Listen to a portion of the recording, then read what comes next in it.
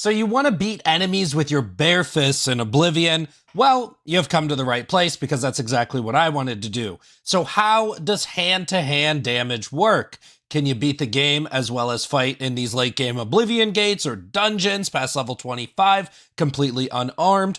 And what are some of the better options for unarmed late game as well as early game right when you start out? I'm going to try to cover some of everything from early game all the way to late game. I'll tell you guys exactly what scales your hand-to-hand damage, and I'll just let you guys know up front, unfortunately, it is not much. We will talk about race, birth sign, and major skills, as well as what kind of supplemental damage I took on my hand-to-hand build in the late game on my first playthrough. So let's just go over the very first thing you will want to know is what scales unarmed damage. There are only two stats that scale unarmed damage, and that is strength and hand-to-hand.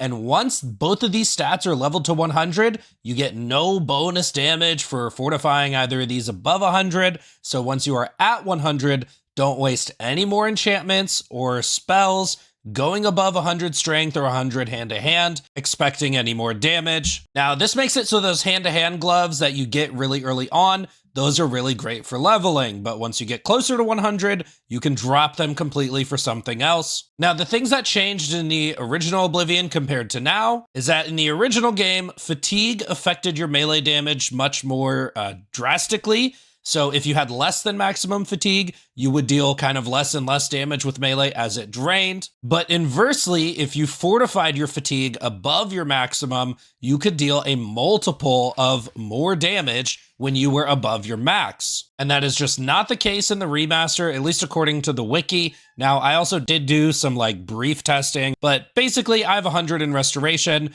I built the maximum magnitude Fortify, fatigue, strength, and hand-to-hand. I save reloaded against the same enemy with each of these skills fortified way above the maximum, and I didn't see any more damage. So basically, once you're at 100 strength and 100 hand-to-hand, that's the most amount of damage you're going to get from unarmed. Now, to be fair, you can get more damage by doing sneak attacks, and we will talk about that briefly. So what do these changes mean, and does that mean that hand-to-hand isn't viable? And the answer is no, that's not what that means. It's perfectly viable in Adept difficulty. I really don't recommend going to Expert. I played all the way, I'm level 28 on my first playthrough, doing all the dungeons, all the Oblivion gates on Adept difficulty, and it feels perfectly fine. It's still very, very fun to beat down enemies with your fists, but you probably will want to supplement your damage somehow. So I'll tell you guys some of the different options throughout this video. I'm really going to be focusing on the options I went with, but I will mention some of the other options. All right, so let's talk about the very start of the playthrough. My first playthrough, I went with Orc, and that's because Orc has a major power, Berserk, which gives us a major damage boost, especially while we're leveling. It gives us 200 fatigue to spam more power attacks, 20 extra health to just, get a little more survival in these close range fights, and 50 points of strength, which means from nearly the start of the game, at least while we're Berserk, we have our max strength damage bonus on our attacks. Now, obviously, this means that Orc is going to be better while leveling, and Berserk does kind of fall off in the late game. But Berserk on the Orc makes leveling, especially right at the start of the game, you can do the arena completely unarmed, and it feels pretty amazing. Now, I picked the Orsinium one because I'm pretty sure this is the one that gives you 25% magic resistance. I don't know if it doesn't matter which Orc you pick or if that's just kind of some lore, but I just wanted to make sure to get the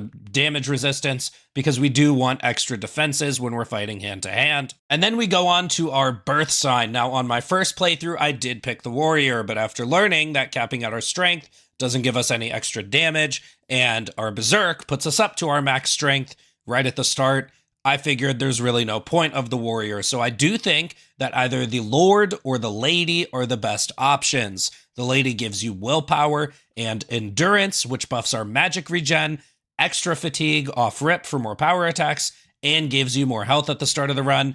But the Lord gives us 15 more armor rating and 15% more magic resistance, which means right at the start of the game as Orc, we start with 40% magic resistance, which is a little bit insane in my opinion. So for my second playthrough, I went with the Lord. Lots of defenses, especially early on, will also just help us get through the arena right at the start, and that is the first place we're going to be heading. Now for our major skills, you obviously want to pick hand to hand. I think that heavy armor and restoration are also must picks.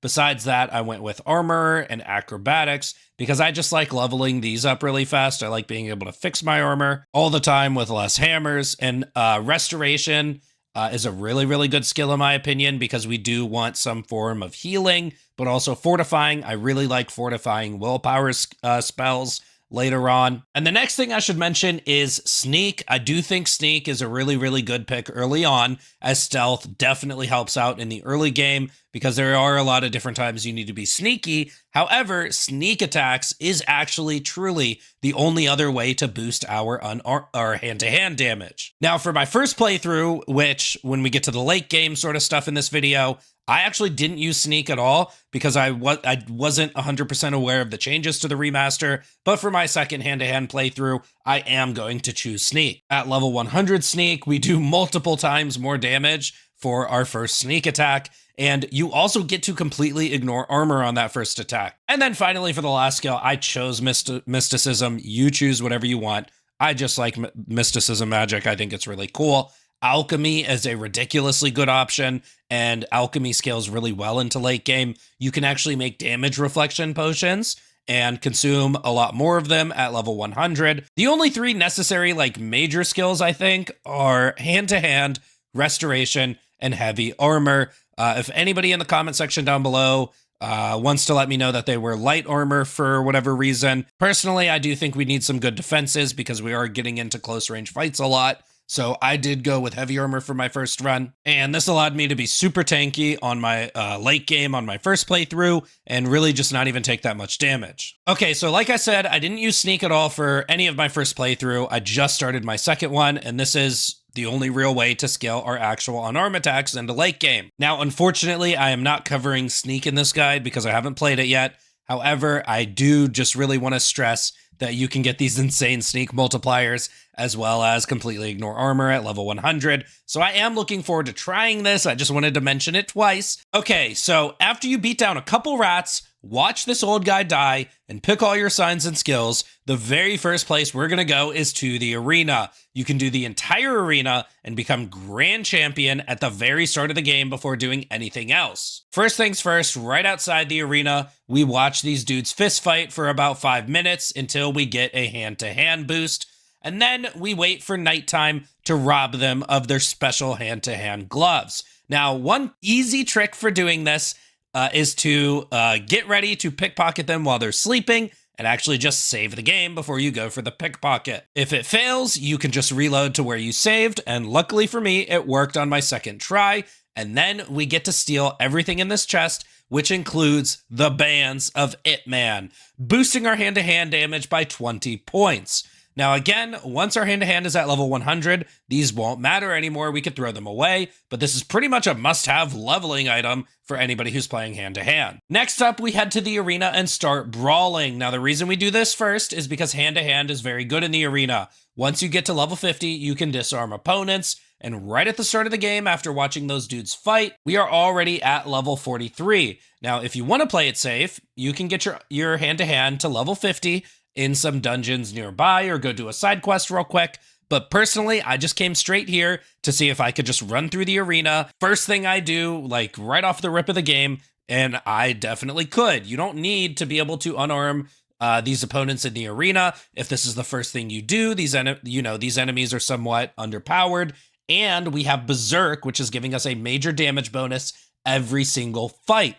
And the trick to getting a Berserk every single arena fight is simply wait 24 hours in between fights so that we can use Berserk every single arena battle. Now, the first fight in the arena that gave me trouble was this orc with the big hammer. She actually killed me the first time, and I beat her on my second try. My hand-to-hand was not at level 50 yet, so this is the first orc that's going to give you a bit of trouble, in my opinion. Maybe go level hand-to-hand to 50 outside the arena, but I was able to beat her on my second try without it. I just decided to brute force it like any other orc would. Now, the next tough fight in the arena is the 3 Argonian prisoners. and this one's actually going to take a bit of skill and a couple of health potions. The simple reason is that there's 3 of them and they do a lot of damage. I beat them actually first try this time by just going berserk and focusing one at a time. You need to kill them as fast as possible, one at a time, so that way you're not taking damage from 3 people. As soon as you kill one, then you're only taking damage from 2 people,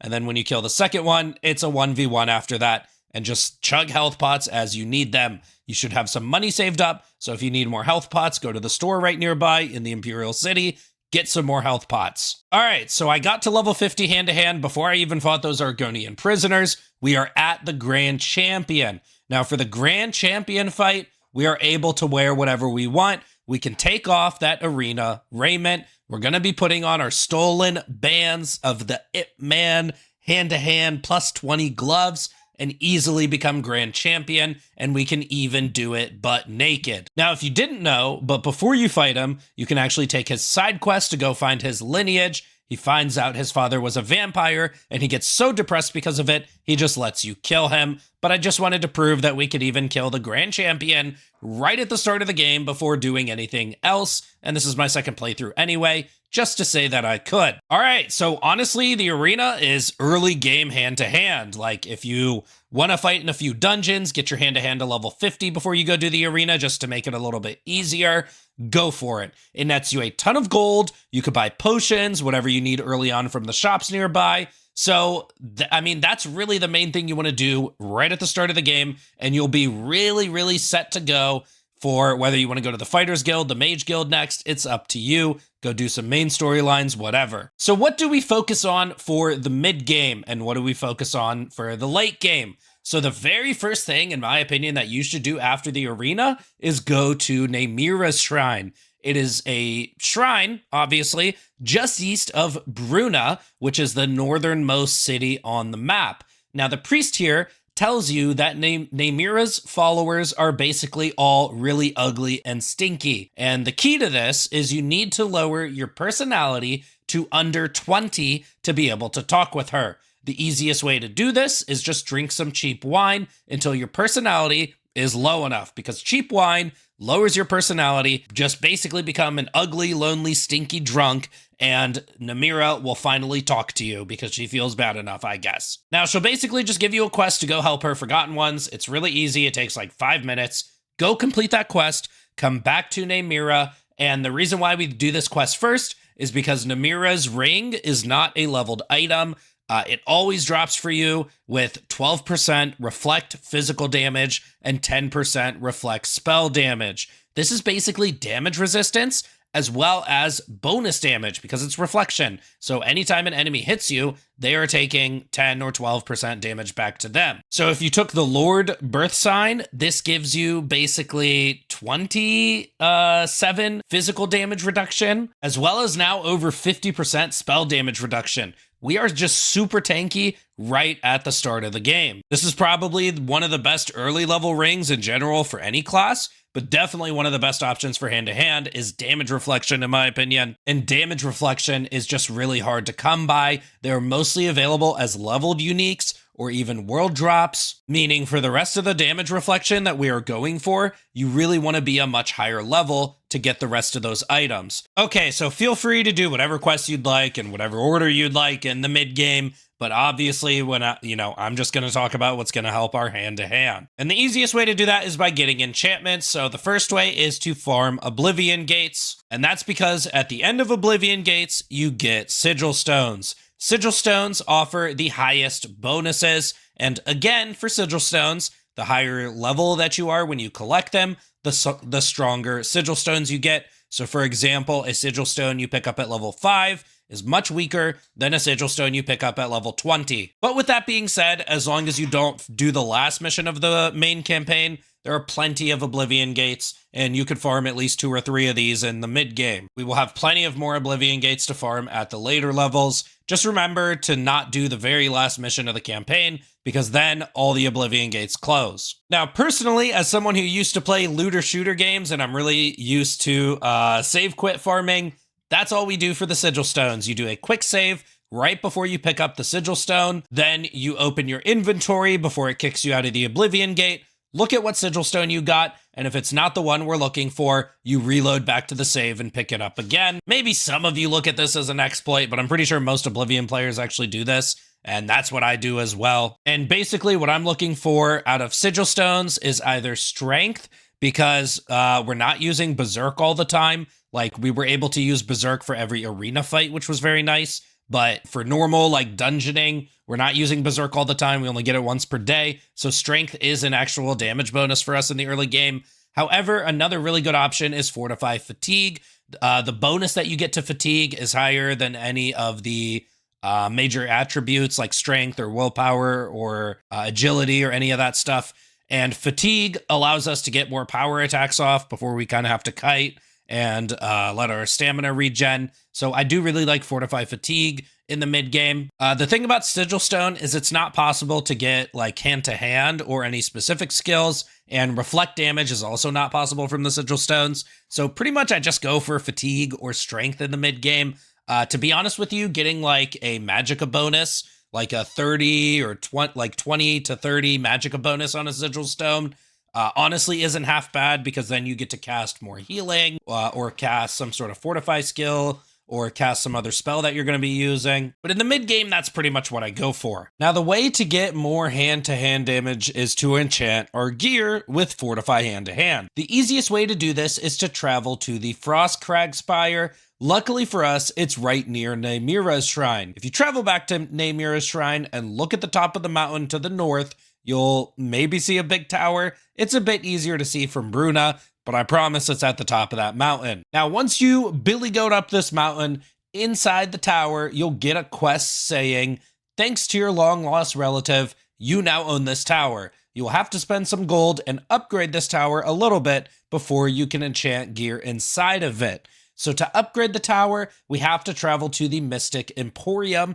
in the Imperial Market District. From the lady vendor in here, we buy the Frostcrag Library upgrade. We also get some Mage Tallow candles, and one of the two vendors will carry a few filled soul gems while you are here. This is all very expensive, but luckily the first thing we did was become Grand Champion of the arena and made some money. If you need to go make a little bit more money, go ahead and farm a dungeon nearby, or go ahead and do another arena battle after you fight the Grand Champion. You can get 750 gold from fighting the 3 random beasts. All right, now we need to make another pit stop as well, because you are only able to enchant items with spells that you know. So we need to get a Fortify skill spell. And the free way to do this is to travel to this marked location named Nagastani. Once you are at Nagastani, you can travel just a little bit north to this Doomstone, which gives you the greater power of Hellrider. We gotta wait till nighttime because stars have to shine upon the Doomstone to get it. And then we activate it. This grants us the major power, which fortifies a few different, attributes and skills. I believe it makes us faster. But point being, we don't care about the major power. Now we can fortify skills. Finally, we make it back to Frostcrag Spire. The library opens up beautifully in front of us. We put the Mage Tallow candles into the enchanting table. We stick our boots in there. We stick a soul gem in there, and we can get 8 points into hand to hand on our boots with a common soul gem. Now, keep in mind, this is a brand new save file right after I finish the arena. Obviously, as we get deeper into the mid-game, we will get more powerful hand-to-hand, or we can stick strength onto here once we fill up on hand-to-hand, and once we get bigger soul gems, we'll get bigger bonuses. And then once we get 100 in hand-to-hand in strength, and we can replace these enchantments with other ones, like I said, I like to go for maximum fatigue. Even willpower is pretty decent, because willpower gives you max fatigue, but also faster mana regeneration rate. And hey, while we're at it, even Chameleon on Sigil Stones can be pretty fun. All right, so now on to the late game. We are talking at least level 20, if not level 25. And pretty much for the late game, I just went for more damage reflection. You can make some pretty strong damage reflection potions, but you also want to go for unique quest rewards. The first one is a unique hood. It is called the Bladeturn Hood. and it is simply from the Mehrunes Razor DLC. Now, the Mehrunes Razor DLC is just easily started right here at Sundercliff Watch. It is located right over here, southeast of the map, and you pretty much can't miss this hood. It is from the second to last named enemy in the DLC,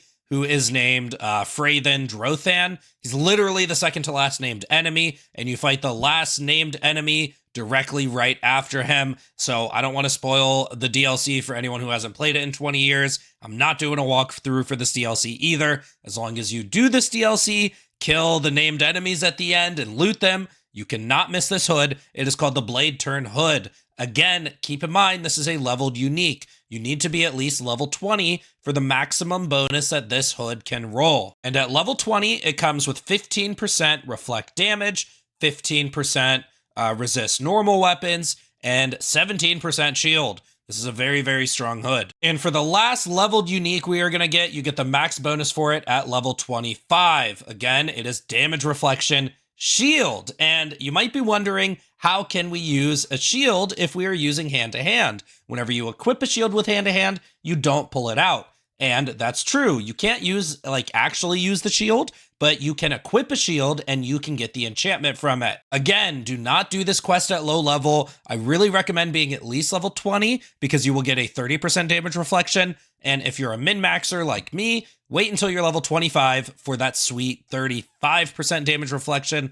But honestly, if we're being real, the 30% damage reflection at level 20 is probably good enough. You really don't need 100% damage reflection unless you're just going for the ultimate cheese. But upwards of 50, 60, 70 damage reflection from the three unique items I use is insane in and of itself. And we majored in restoration, so we can heal ourselves easily. Basically, we're going to be looking for a side quest called Separated at Birth. This is from a drunken idiot named Gilbert Germain. He's located in a pub called the Grey Mare, and he is in the city of Chorrol. He sends you on a quest to find someone who is pretending to be him. I'm not going to give the full walkthrough for these quests. Just remember, at the third quest, you have to do 3 quests, and you have to do this first quest, and then that gives you a second one, and then you have to wait for 2 days in Chorrol to get the third quest, basically from a guy who tells you to go retrieve an item from these brothers. And once you retrieve that item, it gives you the option to give it to him, or it gives you the option to return it to its rightful owner at the Chorrol Castle. And once you return the item at the Chorrol Castle in this long line of quests, you get a unique shield called the Escutcheon of Chorrol. And this is a very powerful shield, which gives you some endurance, but it also gives you up to 35% reflect damage at level 25. And if you do this at least level 20, you get